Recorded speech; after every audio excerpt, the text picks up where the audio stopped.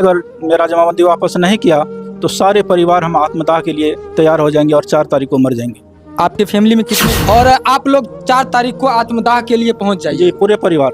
ऐसा क्यों है? आप लोग सभी परिवार जाके आत्मदाह कर? जी, सब पूरे परिवार। भाई रुक जाइए, ऐसा मत कीजिए, थोड़ा और। लेकिन कहीं कोई सुनता है? नहीं सुन रहा। कभी कभी चला आता है दरवाजे पर, साले तुम घर खाली करो नहीं तो साले तुमको सबको मार देंगे घर। ऐसा भी धमकी आ ऐसा भी धमकी, यहाँ से घर खाली करो नहीं तो साले सबको जान से मार। घर बनाने में कितना पैसा लगा होगा? लगभग 30 लाख। 30 लाख लगभग लगा है, और आज जो है आप सबको यह घर खाली करना पड़ रहा है। खाली करना पड़ रहा है। अभी हम सुपौल जिला के छातापुर प्रखंड अंतर्गत मौजूद हैं। मेरे पीछे जो एक घर देख रहे हैं, बहुत सुंदर सा घर है मेरे भाई। इस घर के बारे में, इस जमीन के बारे में जानिएगा ना तो आपके पैरों तले जमीन खिसक जाएगी। इस सुपौल जिला के इसी घर के जो मालिक हैं, जिनको इस घर का मालिकाना हक है, वो 4 तारीख को 4/6/2025 को आत्मदाह करने वाले हैं। जानते हैं कहाँ? सुपौल समाहरणालय में ऐसा आवेदन भी दिया गया है। सोचने योग्य बात है।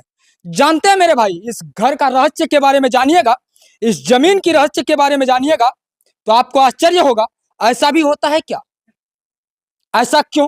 चलिए हम सारा जानकारी देंगे, आप लोग वीडियो में बने रहिए मेरे भाई। आइए हम बात करते हैं इस घर के जो मालिक हैं उनसे। देख सकते हैं मेरे यह साइड में बहुत सारे लोग हैं, लेकिन यही वो शख्स हैं जिनका यह घर है, और इसके भी बारे में जानिएगा तो आपको आश्चर्य होगा। ऐसे व्यक्ति के साथ ऐसा क्यों? यह पंचायत के इसकी पत्नी समिति है, और ऐसे व्यक्ति के साथ यह समस्या हुआ है।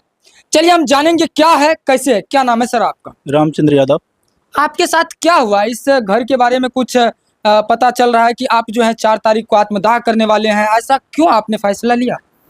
जी, मेरे साथ जमीन विवाद लेकर के बहुत बड़ा अन्याय हुआ है। जी जी।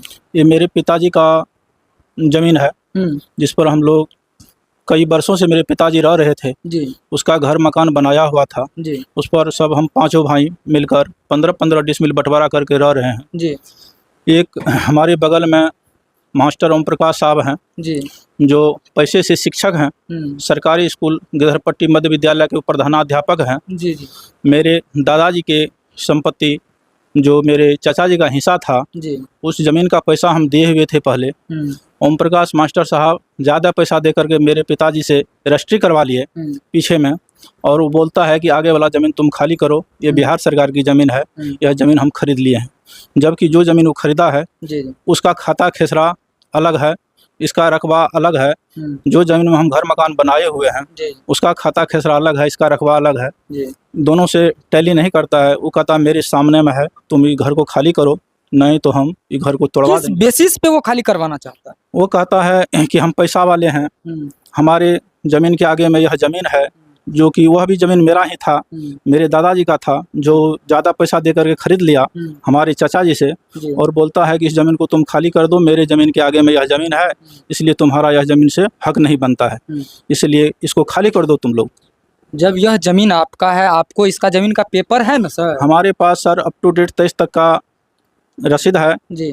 जमाबंदी चल रही थी, 23 में एडीएम साहब उनके प्रभाव आकर के मेरा जमाबंदी को रद्द कर दिए।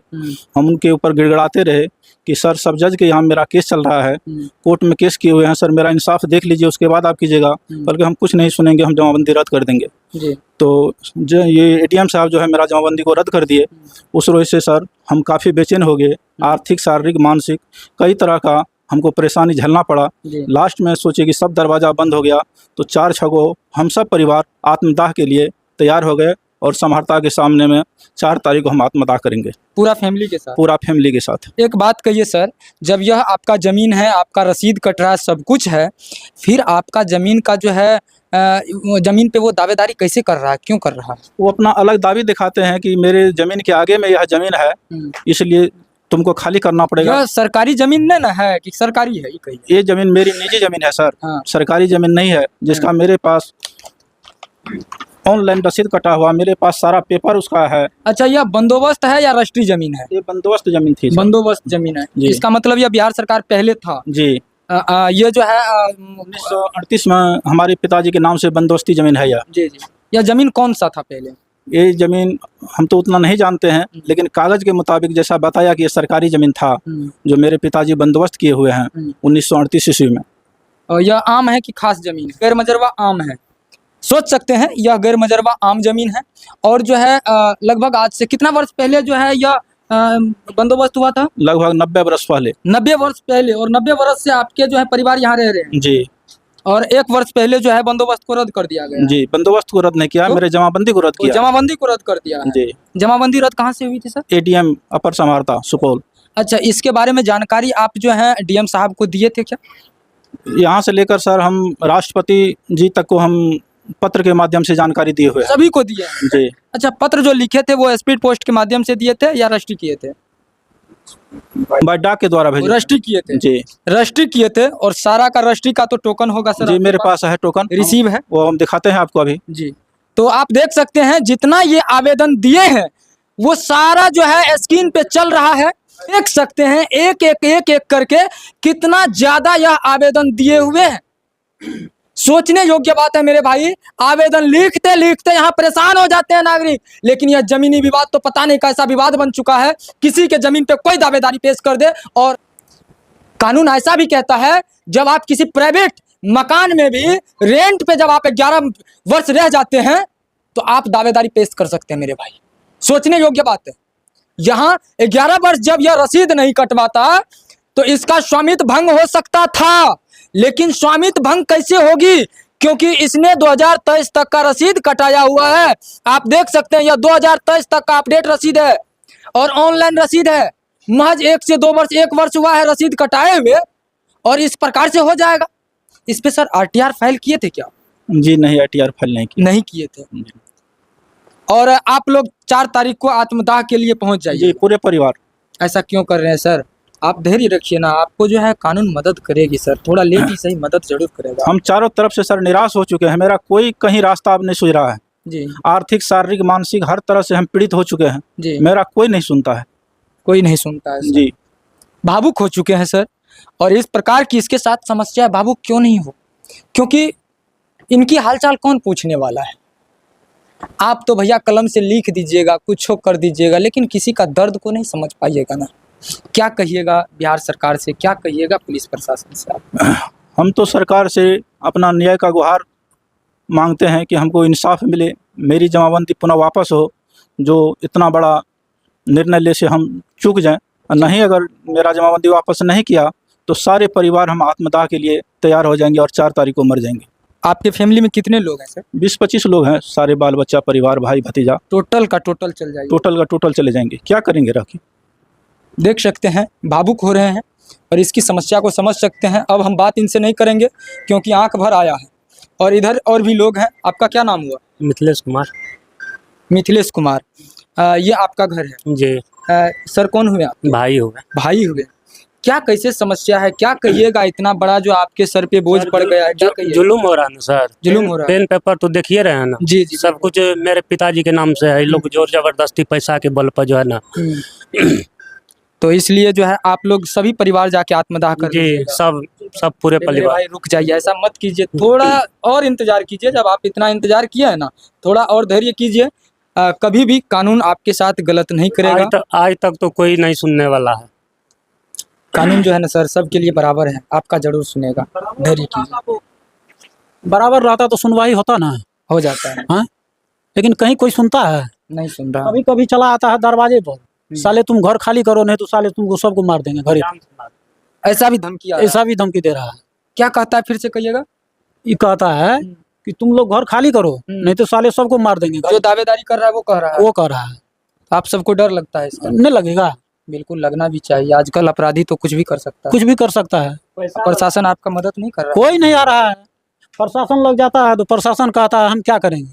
क्या करे? इस पे केस चल रहा है क्या? केस चल रहा है ना। कौन सा केस चल रहा है सर? यही चल रहा है। टाइटल हो रहा है क्या? टाइटलो चल रहा है। टाइटलो चल रहा है जी। अच्छा, प्रशासन का भी दबाव है आप सबके ऊपर? प्रशासन भी नहीं बोलता है। प्रशासन आता है तो कहता है मिलजुल के रहो। प्रशासन मिलजुल के कैसे रहेंगे?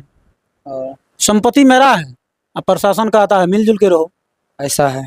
मतलब आप सब जितने व्यक्ति हैं सारा पीछे वाले जमीन हम लिए थे जी। मेरे चाचा जी से लगभग 30 बरस पहले। जी। वह जमीन हम 4000 रुपये कट्ठा लिए थे। वह जमीन वो क्या किया, हमारे पिताजी 4000 कट्ठा से बात किया। उसके बाद 4 कट्ठा जमीन था, एक बार 2 कट्ठा लिखा लिया, फिर दोबारा जो है पंचायत बैठा, वो पंचायत में ही निर्णय लिया कि 2 कट्ठा जमीन उसको हम लिख देंगे और अपना जो है समय काटता रहेगा। लेकिन वो ऐसा नहीं हुआ। पंच गया उधर, जाकर के मेरे चाचा से जमीन लिखा लिया। इसी वजह से झोल फसल है, ऐसे से वजह से झोल फंसा हुआ है। उस समय में जी 4000 रुपया कट्ठा लिया था और 10,000 रुपया बीघा बेच करके वह जमीन जो है हमारे पिताजी खरीदा था। तो यह 4 कट्ठा जमीन खरीदने में कितना जमीन बिक गया, वो भी जमीन चला गया, ये भी जमीन चला गया। अब तब कहता है तुम यहाँ से घर खाली करो, नहीं तो साले सबको जान से मार। घर बनाने में कितना पैसा लगा होगा? लगभग 30 लाख 30 लाख लगभग लगा है। और आज जो है आप सबको यह घर खाली करना पड़ रहा है। खाली करना पड़ रहा है। और इस घर की वजह से आप सब पूरा परिवार जो है 30 लाख रुपए खर्च करके यह घर बनाया, और खाली करने की वजह से आप लोग आत्मदाह करने के लिए तैयार क्या क्या करिएगा? जब प्रशासन नहीं सुनता है, न्यायालय नहीं सुनता है, तो क्या करेंगे? आप लोग जो है इस घर की वजह से, इस जमीन की वजह से समाहरणालय में जाके 4 तारीख को आत्मदाह कर लीजिए। एकदम पूरा परिवार इस जमीनी विवाद की वजह से आप लोग जाके जो है जिला में जो है आत्मदाह करने के लिए तैयार है। एकदम तैयार है। जब इसे रहबे नहीं करेगा तो हम लोग क्या करेंगे? यहाँ क्या चाहते हैं? क्या चाहते हैं? न्याय चाहते हैं। न्याय चाहते हैं। जब न्याय मिलेगी तो इस जमीन जगह जब बच जाएगा या घर बच जाएगा तो आप लोग आत्मदाह नहीं कीजिएगा ना? तब तो मतलब सोचना पड़ेगा जी। सोच सकते हैं, यह पीड़ित परिवार का घर है और यह देख सकते हैं यह बड़ा सा घर बना है। 30-35 लाख रुपए लागत से इस घर को बनाए हैं और यह जमीन भैया लगभग 90 वर्ष से इनके अंदर में है और यह जमीन बंदोबस्त जमीन है और आज जो है इन जमीन से हाथ धोना पड़ रहा है। इसमें थोड़ी बहुत समस्या हो चुकी है। बंदोबस्त जमीन है और बंदोबस्त जमीन इनके हाथ से जाने के योग्य बन चुका है। इसके वजह से ये लोग भैया यहाँ से लेके वहां तक समझ सकते हैं कहां तक, और पूरा आवेदन का कमी नहीं छोड़े हैं, भरपूर लिखे हैं, लेकिन कोई सुनने को तैयार नहीं। और इसके वजह से ये लोग अपने आप में फैसला लिए हैं कि हम समाहरणालय सुपौल में जाकर के 4/6/2025 को पूरा परिवार 25-30 आदमी का परिवार है, टोटल जाके आत्मदाह कर लेंगे। सोचने योग्य बात है। यही घर है उन लोगों उनका जो आत्मदाह करने वाले हैं सुपौल में। देख सकते हैं इस घर को। आप लोग क्या सोचते हैं कमेंट के जरिए बताइएगा। और इस जमीनी विवाद जो लगातार बिहार में चल रही है, इसके वजह से आत्मदाह करने के लिए यह परिवार तैयार है और सुपौल समाहरणालय में आत्मदाह करने वाले हैं। चलिए आप लोग क्या सोचते हैं इस न्यूज के बारे में, इस खबर के बारे में कमेंट के जरिए बताइएगा। मेरा छोटा सा प्रयास आपको कैसा लगा बताने का प्रयास कीजिएगा। तब तक के लिए देखते रहिए। जय हिंद, जय श्री राम।